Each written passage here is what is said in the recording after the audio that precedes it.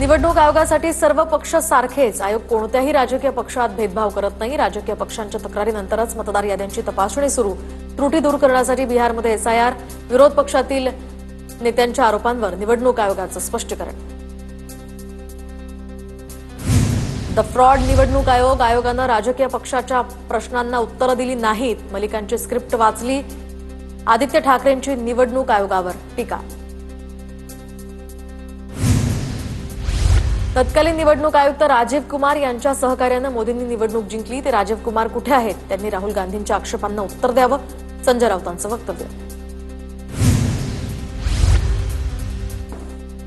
तर मतचोरीच्या आरोपांवरून बच्चू कडूंचा खळबळजनक दावा. मतं न देणाऱ्या मतदारांना यादीतनं वगळण्याची ऑफर होती. सरकारमधील काही लोकांनी ऑफर दिल्याचा बच्चू कडूंचा दावा.